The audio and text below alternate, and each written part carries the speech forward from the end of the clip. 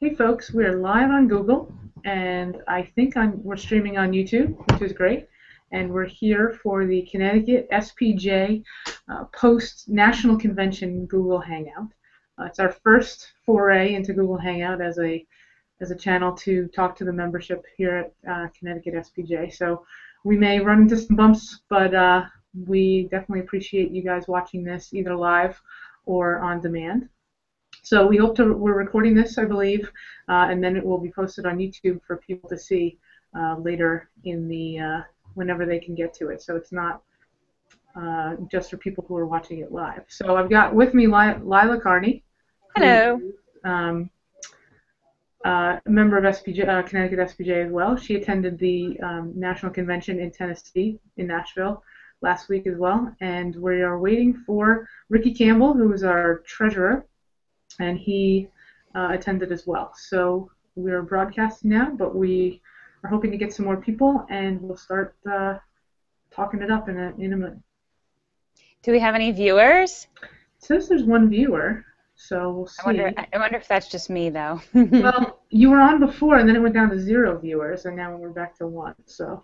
Oh, but I think my camera and my microphone were muted. That's why. Yeah, I actually muted you. I know that. I was so glad you did that because I didn't realize that was going to be a conversation. Yeah. So thank you. What I guess we should do maybe is just kind of just go through it, even if people aren't watching it live, so that it can be on demand, and then we can talk through some of the things, and if people join, great, and if they don't, they can always check out later. That's right. That sounds good to me.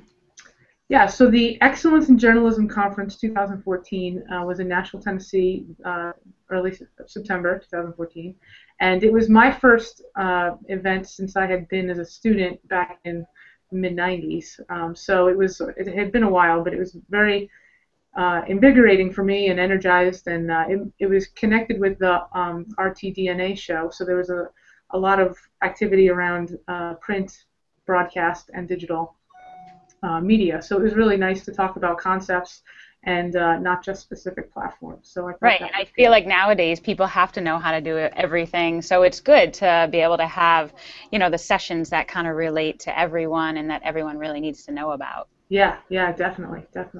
Yeah. So Lila, what do you think from the show? Did you want to talk about any big issues that you saw, or good things or bad things, or just the vibe that you felt from the attendees? Yeah, I really enjoyed it. I work at Quinnipiac, so I brought 8 students with me who raved about their experience. And, I'd been to this conference, I think it was 2 years ago was it New Orleans, I think was the last time I went. And, it was a great experience then. And this time around, I had another great experience. Sometimes when you start going to these conferences on a regular basis, you start seeing the same sessions. And I really felt like there was a nice, fresh, variety of sessions for someone who is an avid conference goer like myself. Yeah. So I found myself going to 3 and 4 sessions a day just because I was really finding stuff that appealed to me and that I really wanted to get updates on or learn about, and that was, so there was a lot of good session topics. And I enjoy the debate about, the journalism ethics code and, and just hearing what people think about even how the voting process went. Mm-hmm. Because I understand, there was a contingent of people who still believe in the whole delegate voting system and that you can only vote when you're actually present. Ooh, we have somebody joining us. Ricky's trying to call me, actually, so I'm not sure that that's right. I'm going to see if I can send him again. So. Okay. There's a contingent of people that really believe that you should be at the conference in order to vote as a delegate.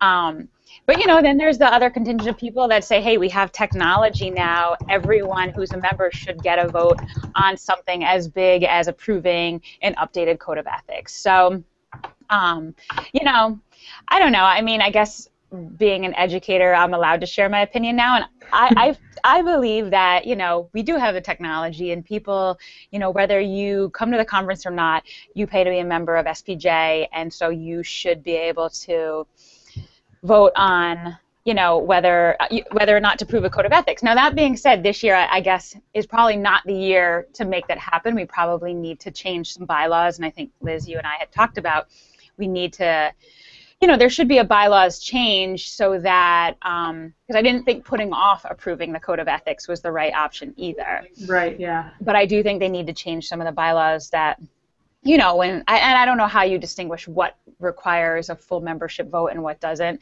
But, you know, I think for something like the code of ethics, something that, you know, I think people are very well aware of and probably use on a regular basis, I think it would be nice to have the membership all be able to vote. Yeah, yeah. Hopefully we won't have to go through this again for another like 10 years, but yeah, yeah. Well, let's just step back and review those big issues. So we voted for a new code of ethics, which was a very big work in progress by a national committee, and I believe they sent out the different revisions to the membership via email and things. We voted on a name change. However, that vote did not pass, and we'll talk a little bit about that. And both of those big issues, as Lila was talking about, kind of fell into the idea of changing the rules of SPJ to be one member, one vote, rather than a delegate system, which is what it was now. So Lila and Ricky and I were the 3 delegates for the Connecticut chapter. But I guess around the nation, there's a big issue where 40% of members aren't associated with a specific chapter, so they have no way to make their voice heard in a vote such as a big vote, or really any vote, especially the code of ethics or the name change. So there was a lot of great discussion about who should be allowed to vote for that and whether or not we should wait. So I agree with Lila that the code of ethics changes, time had come, and even though I would have preferred that the laws would allow one member, one vote, I think the changes to the code were necessary in the way the system had happened now. So actually, we've got a couple viewers, and we've got some questions, I think, that are being posted, but I can't see them. So I'm just checking. I'm opening up the Q&A, and we're going to see. Yeah, so we got a couple questions, actually. So thank you to Jody Mosher, who's logging in and viewing. So hi, Jody. So her question was there a discussion about the code of ethics changes made along the way? I voted for the change, then noticed that there were some changes from the version I'd read, and I thought I was voting on. That's a really great question. Well, there's the straw poll, and maybe Jody and probably a lot of the membership didn't realize that when they were participating in the straw poll, it was not the official vote. It was just a straw poll to gauge where the membership feels. Yeah, and even in the session, when they put it up on the list of here's the email we sent out to everybody, then there were some motions to be made to make further changes. I believe there was a spot that we took out a few mentions of social media just to make sure that we weren't separating it from the other types of communication platforms. And there were a few other very little changes that we made. In addition, I think the one that got sent out was not the final version that we voted on. Right. Because there was a couple other questions as we were reading the printed copies that were handed out were different from the ones that were up on the screen. So and changes were made on the fly in this meeting. Yeah. Which I know they weren't major changes, but they were changes that the membership or that the delegates actually voted for, not the entire membership. So that was a little, I think, hasty in the fact that they thought they had a pretty finished product, and then the day of the final vote, I think it was the Northern California chapter stepped in and said, we have some changes and we hadn't been involved in the process before. Is there time to still make changes? So pretty much up until the last minute, literally the last minute, people were making changes. So they weren't major changes, but they were changes from the ones that the membership voted for in the straw poll. Yeah, like some of the changes just involved maybe kind of deleting some of the specifics, because the whole idea of the new code of ethics is there's going to be this, I assume it's going to be some type of website that's going to be continuously added to that kind of has case studies and other supporting information related to the new code, so that maybe the code can be kind of the bare bones, like, you know, just kind of basic information, and then all the supporting materials will be in a website that people can access if they want to dig down further into what each point means or why that, you know, the committee came to that conclusion that that was the right wording for that. So. Yeah, so I don't think that was the process they would have preferred, but it was kind of what happened. So Jody has another question. Did my individual vote count, or was it the delegates who approved the change? It was the delegates who approved the change. The idea of the vote was to use it as a straw poll to, I don't know what that means. Let's say. I think it's a call, right? Yeah, but I'm not sure if that's through this or not. Join video call. So I'm going to just try this. On the Hangout. Let's see. I think this is a separate. I'm already in a video call. Yeah, I can't. I think Ricky's having a little more trouble because getting in. Okay. Well, we'll eventually get him, I hope. I think he tried to hang out and ended up creating a new one. So, yeah, so the straw poll was really just to gauge what the membership thought, and I believe the membership, I don't have the exact numbers, but it was about 58% voted for the Code of Ethics changes, and then the delegates actually made the vote. So that's...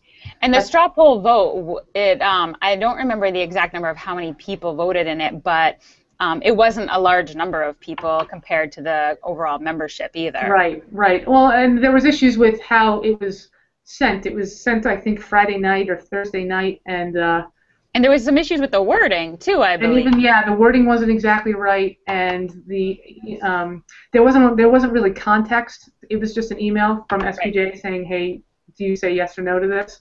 And not saying, "Well, this is a straw poll. We're going to inform the delegates about." It was just yes or no, and especially with the name change, there was a lot of context that they wanted to discuss that didn't get discussed. Right. Well, but the name change straw poll was overwhelmingly against changing the name. Oh, you know what? It was 58% against changing the name. It was 73% for the Code of Ethics change. Yeah, that sounds right. That sounds right. Yeah, so it was a higher number who were in favor of the name change in the straw poll. But from what I remember, in the name change one, there was a lot of people that put they didn't care, you know? Yeah, like 12% didn't care or something.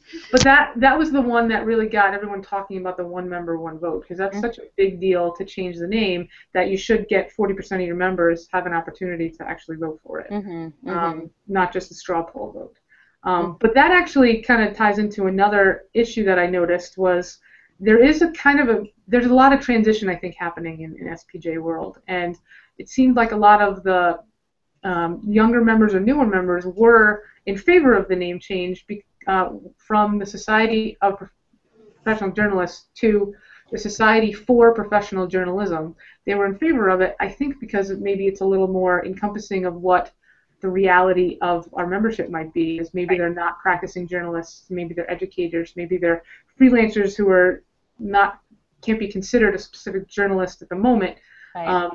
So that was, I believe, the idea behind the name change. And I think Ricky was there last year, so he had mentioned that the name change was proposed last year as well, and it was voted down by a much higher margin last year than this year. So I imagine it'll happen again next year, and maybe the vote will even get further. So I think there's some people who don't feel that the name change is that the idea of a name change is really just, as someone said, putting lipstick on a pig. Of we're changing the name, but we're not changing anything else, or understanding the root cause, which is trying to figure out how to engage potential members and grow with the way the industry is growing or changing. Right. And I think the National Convention addressed that. They didn't hide the fact that was a major issue, and they've got the Generation J group and some other things. So I just see more of that going to happen in the next year. Yeah. No, I agree. I don't think that's the end of the conversation. Yeah. And Jody has a comment that says that she wished she understood the goal of the voting because it wasn't clear. She said it was unclear to her as an active member, so for somebody who's just a casual member, they probably even had no idea what was going on and whether or not this was, for someone who didn't know that there was a name change happening or that there was a code of ethics being considered, either they didn't take it or they just maybe voted not necessarily the way they would have if they had more information. Or they actually thought that they were voting for an actual change when they, I can understand why people would think, oh, I voted, but it was really a straw poll vote that really didn't, affect any change. It just, and they did give us the results of the straw poll vote before we actually took the vote as delegates. So yeah, Yeah. but it was an interesting debate, I think, and it's always interesting to hear journalists debate these issues because they're so passionate and they can have an opinion on these things. So, Yeah. Yeah. and as much as there was a lot of last minute little changes thrown out there, I was glad to see that people listened. People listened to the NorCal chapter, and then it wasn't like, oh, you're too late, too bad. Their voices got heard, and not all their ideas got accepted. Some of them did, some of them didn't. But yeah, I don't know. I do feel confident in the Code of Ethics, though. I use it to help teach my students. I think it's a great guiding document. And I think that the changes did make it stronger. Is it perfect? No, but I think it's a good document. So. Yeah, I certainly agree. And as I think we figured, there's more work to do. I think next year will be really interesting. They may make some more changes once this is in practice. I think the idea of the Code of Ethics is that they don't call it a living document. That was another whole conversation. But this is kind of guidelines that then you can click in and see more supporting documents and supporting information and more definition. So while it may seem more simplified than the older Code of Ethics, that was done on purpose to just make the statements and then get into the more deeper issues behind the statements for someone that's looking for more information. Yeah, and I really like that. I think as an educator, I think that's going to provide, all the other educators out there with some good substantiation for what each one of the bullet points means. And, they talked about adding in case studies, and so I think that's really cool, and I'll be looking forward to seeing what they do with that. Yeah, definitely. So it says we've got a couple viewers, so if anyone else has any other questions or comments, please use that Q&A button, and we'd be happy to focus our discussion in any of those ways. Ricky, unfortunately, is having trouble. Every link I click on only sends me to the Hangout group. Still trying to figure out how to join. So this is definitely an experiment with Google Hangout, and we appreciate the viewers' patience with us as we try to figure it out. I think the goal of the Connecticut SPJ chapter is to do more outreach and communication in a lot of different ways. We're restarting the press club happy hour that we're going to try to do every month. I know we have one in the works for October, and then we're going to try to do a lot of different programs that I think are very timely and important throughout the year. So this is just another way to get people information about what's going on with the chapter. Yeah. Get the most out of the membership. So I was just looking at some of my notes from some of the sessions I took. Do you want me to kind of talk about some of the sessions? Yeah. I mean, just one quick thing before. Oh no, did I freeze? Oh, there we go. One quick thing before you get into detail. I think overall, I thought the quality of the panelists were top notch. I really felt all the sessions I went to had experts and some of the leading writers in there. So let's get your thoughts, and then I'll talk about mine. Jody wanted to know what we thought the best workshops were, so why don't you go ahead? Well, so I have a bunch of notes, and they're all on my phone because I feel like you have to embrace technology when you go to one of these things.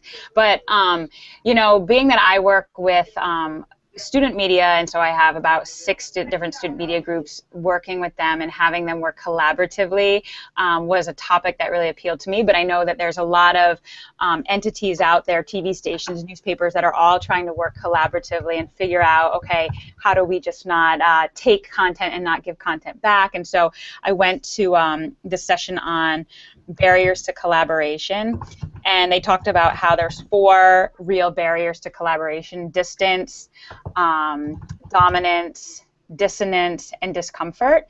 And so and just basically, distance is when you're partnering and you have a collaborator who is just not in the same room with you, and how that can kind of cause a lot of maybe miscommunication and just lack of efficiency when working together.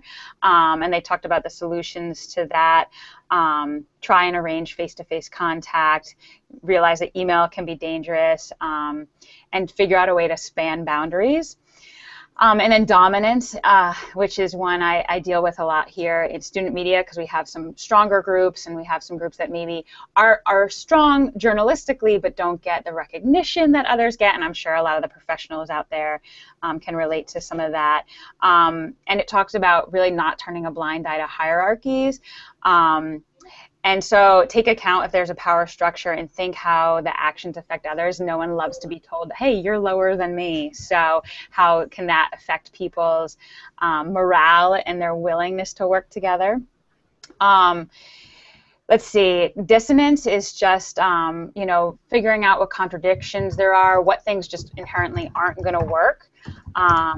And one of the solutions to that they talked about is keeping track of workloads, make sure you're focusing on avoiding unclear instruction and priorities, and ask for feedback if there's dissonance happening. And then the last one is discomfort.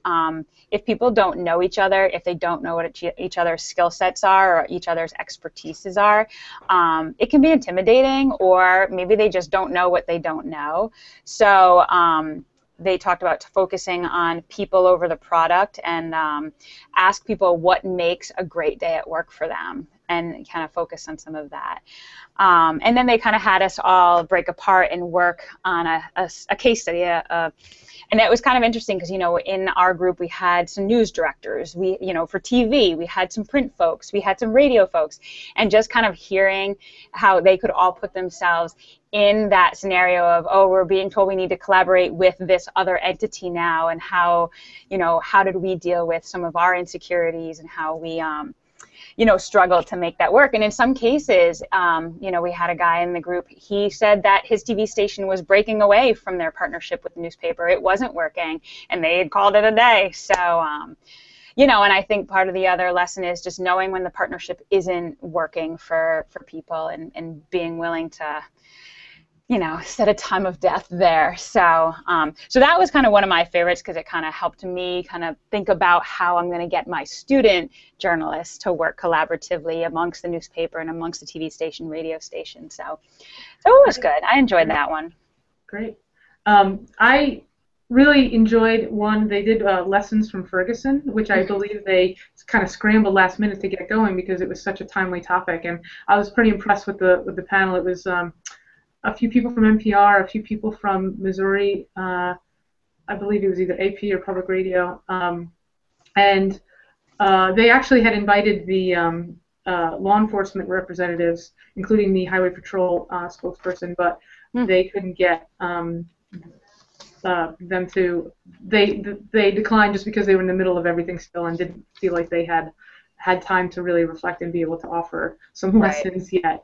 Right. But that was really, I thought, a great topic. They talked about the fact that media were put into these pens because they were trying, for your safety, they kept saying, the cops kept saying, for your safety, we need to have you guys in these special areas, these parking lots only.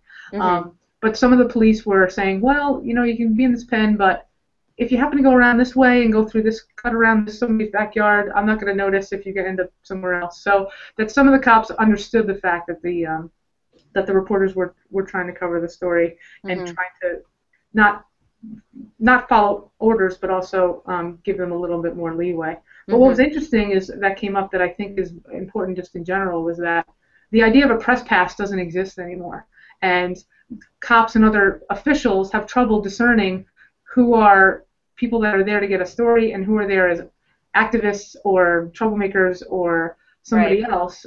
So it used to be that if you were able to flash your credentials, you could get on the other side of a police line. You can get an interview much quicker or easily with somebody, in the authoritative, in the official capacity. Where now there's that's such a gray area that the police sort of clamp down on everybody rather than figuring out who the people are who are legitimately interested in trying to be objective reporters. And that's happening everywhere. And the default for, I think, the officials is to either say no or be more difficult to work with than they used to be, just because the line isn't as clear anymore. So that was really interesting. I did a lot of digital sessions, and there were some great ones. They weren't. What I thought was nice is they were not separate from the other stuff. It wasn't like a digital track. It was just another session. Things about being a new media entrepreneur, which was really good. Brian Stelter from CNN was there. Kara Swisher from formerly of All Things Digital at the Wall Street Journal, now at Recode, had a keynote session that was really inspiring, I thought, about just taking stock of yourself as a person, balancing work and really being ambitious and trying to go for that, whatever that is. I felt like for me at the conference, she was like the star. She was the star. I saw her in 3 different panels, one about the parity of women, which was fantastic, then the keynote session that she did, and then the new media entrepreneurship one. So she kind of was the star, but she's a standout personality anyway, but I really think that helped keep the energy of the whole show with people like her. Yeah, I loved her. I loved, her presentation style. I mean, she's casual, she's funny, she's snarky, and she really makes you want to figure out what your skill set is and how you can apply that to being an entrepreneur in journalism, And so I was like, ooh, maybe I should start my own business. But like, it really was inspiring. And, I'm just flipping through the quill here. And so there's the article with her, 10 questions with her from the July-August quill. So I just noticed that, so I'll have to read it now that I know who she is and everything. But yeah, I just loved hearing, her background. I think, again, coming from a mindset of I work with students, and, she talked about how when she was at the Washington Post, right, she really struggled. She didn't like to be managed. She didn't, and so she struggled with, communicating her ideas, getting people to buy into her ideas, and believing that the internet is like the next big thing. And, I appreciated hearing about her struggles, and I'm glad my students could hear about that kind of stuff, because, you're not going to get into your career and be like, oh, this is perfect. Right. You have to figure out, and we're in a day and age where you can figure out what works for you. So I thought she was the star.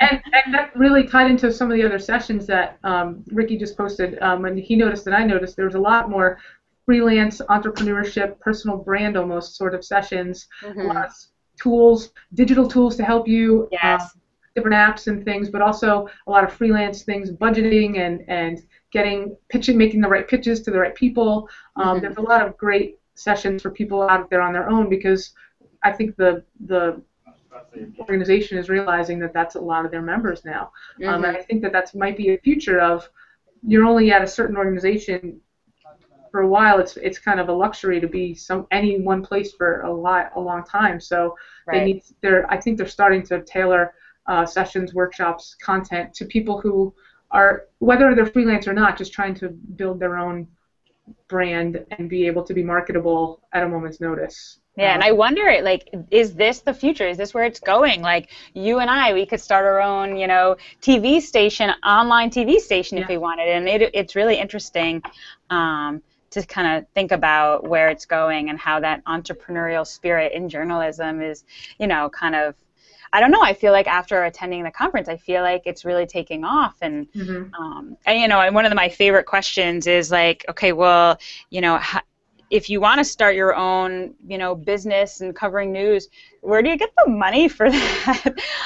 I just thought that was, and how some people have just really, there's the venture capitalist route. There's there's all sorts of, things that I know nothing about. And then there's the people that just, saved and started it with $20,000 they saved. So I thought that was really cool. Yeah, so it looks like we're coming up on the end of the half hour. Okay. So I think this was a good conversation. I hope this was a good conversation. I hope so. I enjoyed it. I thought this was a good idea for us to do, because I think it was kind of an invigorating and re-energizing type of event that people can go to, step back from their everyday, daily work life and just take stock of themselves as a professional and what they can do to improve. And I think these events are great. We wanted to just share some of that stuff. So for those of you watching, keep an eye out for our emails and our Facebook page and our Twitter feed. We've got lots of programming coming up this year, and then the regional event's going to be happening in April at Hofstra University. So yeah, so I think we're working on the next press club right now, tentative October 10th at the Two Roads Brewery. I believe we have the brewery kind of set up. We're just waiting for some other details to fall into place. So so we'll put that up on our website just as soon as we get all that solidified. So, and that should be a really fun one. Yeah, the brewery's great. That's down in Stratford. It's going to be educational. Yeah, of course, nothing but educational. Cool. Thank you, Liz. All right, thank you, Lila, and thank you everyone for watching, and have a great day. Okay, bye. Bye.